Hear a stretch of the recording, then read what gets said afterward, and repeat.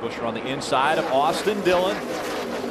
You can see right there, Hornaday was just able to drive that thing down into turn 3 and 4. Oh, trouble! Ricky Carmichael into the wall, coming out of turn 4. The field spreading. We've got a problem behind him too. It looks like 2 trucks maybe slapped the wall. Oh, and hard hit by Johanna Long as they crossed the stripe.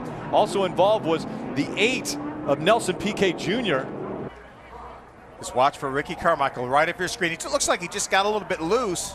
Got a little bit too high, overcorrected, hard in the outside wall. You see that the 20 truck here coming with all the sparks. Yep.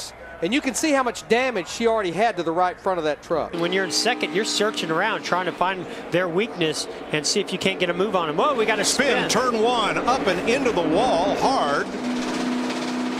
Wow. It's Danica Patrick.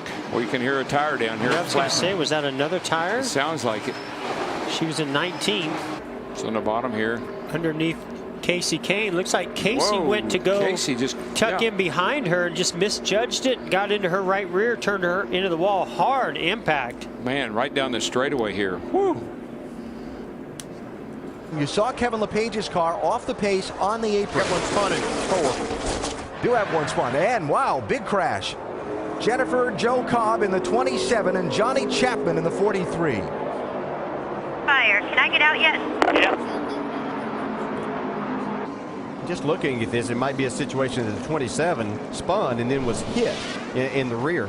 Yeah, that's what it looks like. Right there, you can see just catches Chapman up there. He's trying to avoid this spin. It looked like the 27 maybe hung the left front down on the apron, caused it to get loose and shot up in front of Johnny Chapman. That flash fire went out as they stop here. Pretty significant fire. And the right side of Kyle Busch's car was in his way. Getting crowded up there in the front right now with the 42. Oh, Whoa, trouble. big crash. Danica Patrick and Joey Logano. Oh, man. And Eric Almirola. Holy smoly. Heavy damage there on Danica. Oh, man. It looked like the 22 just got loose. I think that. Oh, man. What a ride that Danica went on. Danica took a heck of a ride into the wall. And then the 43 just plowed in there. Yeah, he had nowhere to go. I think he committed to the outside lane. Pretty big impact by the 43. As you could see, Almirola sitting in his car. He hadn't quite gotten out. Under caution at Daytona, Grant Enfinger got a little sideways, and Jennifer Jo Cobb took the biggest hit. It could have collected many, but Cobb certainly took the biggest hit of the bunch. You see her, she is climbing out with a little bit of assistance. We did hear her communicate on the radio to her team. It begins with the 98 of Enfinger. That's him right here inside of the 51 truck. Spencer Davis. Dalton Sargent, that 25 right behind him. He just wanders up off the bottom and looks like just tries to turn back to the bottom, Phil. Just got loose, just simply got loose. And watch the driving some of these racers do to get through it. How about Parker Kligerman? He got hit by the 20 of Lagasse. There's that hard contact to the safer barrier for Jennifer Jo Cobb. This is Kelly Sutton in the Team Cofaxon at 02. We got into the wall in turn number 2, brought out caution number 3. Let's take a look at how it happened. On the inside of the racetrack there, gets a little bit loose here, I think. 08. She got loose.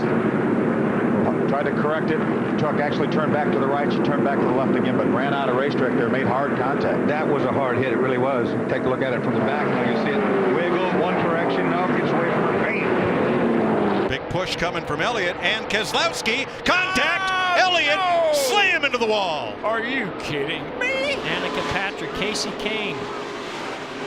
Oh, man. You all right?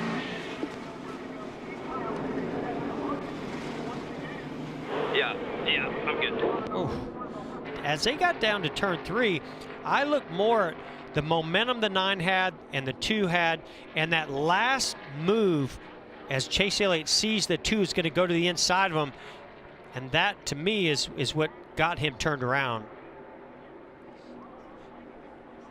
Hard to see from that angle. Through turns 3 and 4 for the final time. Coming out of turn number 4, Johnny Sauter's in front. He's been black flagged. It will be the win for Ron Hornaday. Win number 3 in Texas.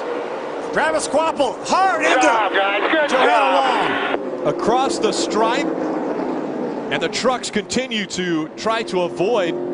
But Johanna Long and Travis Quapple, hard contact at the start-finish line. The black flag was displayed for Johnny Sauter and the checkered flag for Ron Hornaday. And there's Travis Quapple.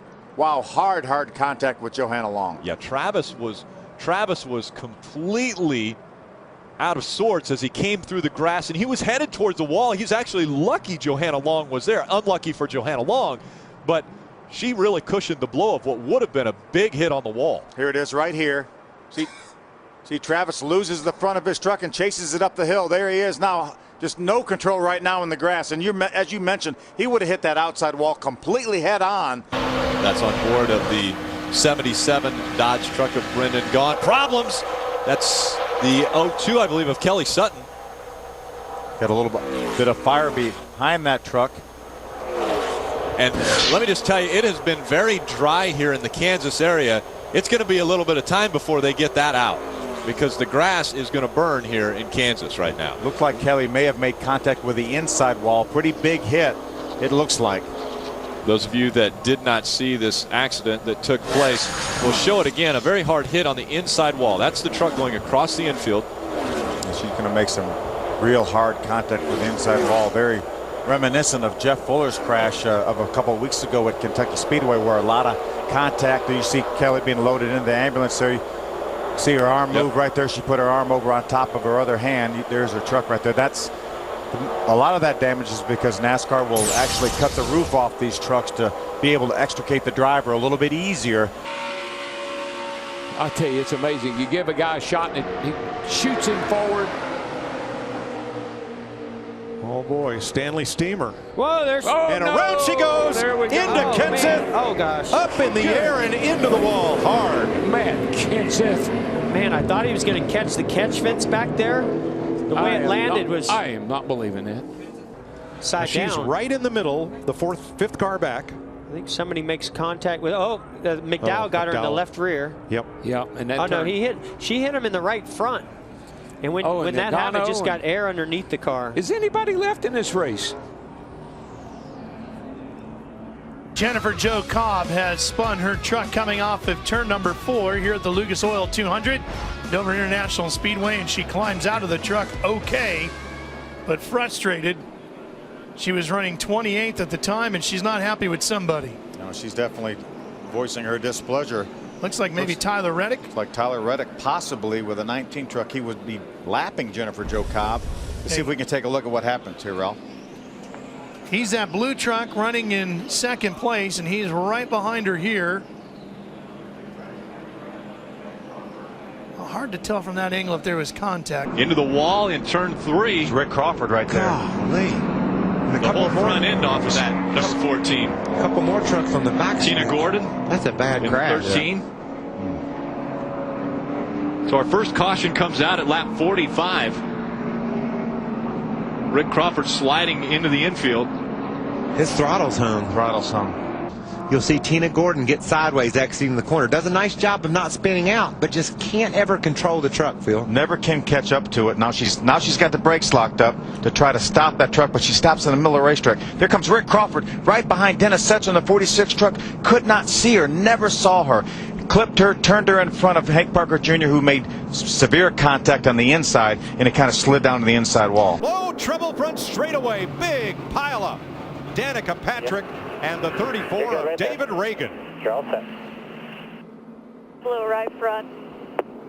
All right, 10-4. She and her Stewart-Haas teammate Ryan Newman, now both those cars pretty well destroyed with right front tire issue. You can see it right here. Just dead in the middle of turn 4, the car just goes straight.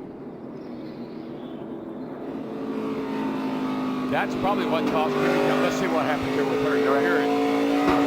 Bam. That person. Get low if you can. Low if you can. Pack's coming outside of you. Aaron Crocker going by the car, trying to go by the 72 car. Oh, there she goes. Oh. Justin Labonte in the 44. There we go again. Yeah, hard to left side. It looked like the 44 got into the left for a quarter panel of Aaron Crocker.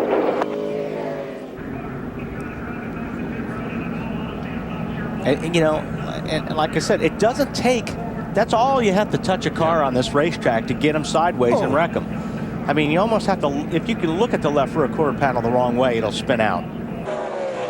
We saw the battle for the lead for quite a few laps where Eric Jones couldn't get by Daniel Suarez. This time Suarez was up the racetrack. Eric Jones took advantage of it and into the wall again, the 78. Hold the brake. Angela Ruck once again has got into the wall. A lot of damage to the back of the 78 now. Let's see. She doesn't look like she's quite up there. I think that probably had a lot to do with what happened from the first crash whenever she backed it into the wall. And much harder impact this time. Angela Ruck, the niece of Derek Cope, who won the Daytona 500. A lot of damage to the right rear and rear of that car. Yeah, watch the run these drivers get that are lined up. Here comes Dale Earnhardt Jr. right there in the 88. Watch Bernie. Here we go. Here we go.